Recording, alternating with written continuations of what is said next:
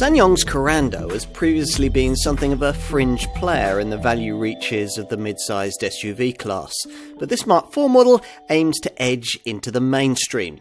It's well equipped, rather smart, and can tow up to 2 tons. Plus, it's still better off-road than its rivals, and comes with the industry's most complete warranty. It all sounds rather promising. If the Korando is to go mainstream, it must have mainstream appeal. And you can see at a glance that evolution of this model line towards that end has continued here. That'll be evident the first time you drive this 4th generation Model 2, though something of the previous car's sturdy feel remains, certainly enough to please its core market, who'll prefer the diesel version we're trying here over the more affordable 1.5 GDI turbo petrol variant. The diesel in question is now 1.6 litres in size, but it can still tow a couple of tons, as much as the previous 2.2 litre diesel model could manage. Most other comparable models in this class can tow no more than around 1.6 tonnes. As you'd expect, this more modern black pump fueled unit is quieter and more efficient than the power plant it replaces.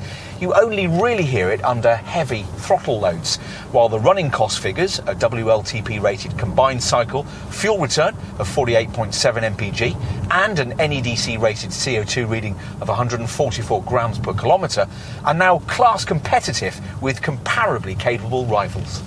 This 4th generation Korando is better to drive than its predecessor too.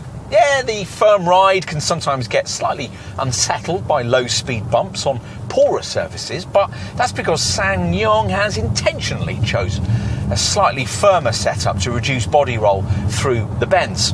And that's paid off. Aided by its freshly stiffened chassis, this car now flows from corner to corner with real poise, making cross-country journeys far more enjoyable. Transmission and drivetrain options with this model depend on the engine selected. The 163 horsepower 1.5 litre petrol variant can be had with either manual or auto transmission, but only with 2-wheel drive. The 136 horsepower 1.6 litre diesel can be had with 2 or 4-wheel drive, but only with a 6-speed auto gearbox. So it's the diesel you'll want if you'll be occasionally venturing off-road, where the Korando continues to feel much more at home than obvious segment rivals. More important, though, is the way it'll be able to cope with the urban jungle, hence the addition of a whole range of camera-driven safety features to this 4th generation model. This is easily the best-looking SsangYong model to date, which is important in a class where the majority of buyers cite style as the #1 reason for purchase. Remove the bodywork here and most would guess at an established volume brand, which is exactly what the Korean maker was aiming at. As with other modern SsangYong designs, the key brand identifier is the so-called bird's wing themed styling of this front end, which sees this silver upper grille bar arching down beneath angular headlamps that feature LED multi-reflector beams on top models. Chiselled bonnet character lines, 3 horizontal chrome slats across the lower intake and vertically stacked LED front fog lamps complete the effect. At the wheel, the cabin is of a much higher quality than you might expect. It's dominated by gloss black trimming, which on top models like this one is embellished by classy, multicoloured infinity mood lighting. Continuing the sophisticated theme is the Blaze cockpit screen package that's offered at the top of the range and on selected lower spec models. This links an 8 or 9-inch centre dash infotainment display with a fully digital, customisable 10.25-inch digital instrument cluster, which can be configured to show full-screen mapping. The centre monitor includes Apple CarPlay or Android Auto smartphone mirroring, and the usual DAB audio and Bluetooth functions, plus there's navigation and a reversing camera at the top of the range. Finding a comfortable driving position is reasonably straightforward thanks to a decent amount of seat and wheel adjustment, and there's plenty of storage space around the cabin.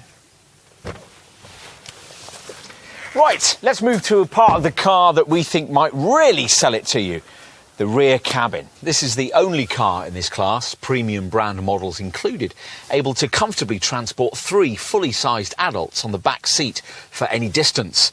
Long journeys are helped by the fact that the seat backs recline by up to 32.5 degrees, which will further aid headspace for really tall folk. It's this rear seat space that could well tempt buyers of SsangYong's smaller Tivoli crossover model into this larger Korando, and the same applies when it comes to luggage room. Once the tailgate has completed its arthritic perambulation upwards, a very decently sized 551-litre space is revealed. That's a floor-to-ceiling measurement. With both parts of the seat back folded, there's an almost flat cargo area rated at 1,248 litres in size. Overall, there are signs that SsangYong, which literally means double dragon, is really starting to get into its stride as a car maker here. And while we're literalising, we'll tell you that the name Korando is derived from the phrase Korea can do, which seems appropriate because a can-do attitude is fast establishing this growing manufacturer in Western markets like ours. We saw signs of that with the 2 SUVs that flank this one in the company's lineup, the smaller Tivoli and the larger Wrexham. But this car is the easiest SsangYong to recommend that we've tested yet, and is a difficult option to ignore if you need a really capable car of this kind. You'll just have to get used to explaining to people what it is. And who knows, you might even end up suggesting that they try one.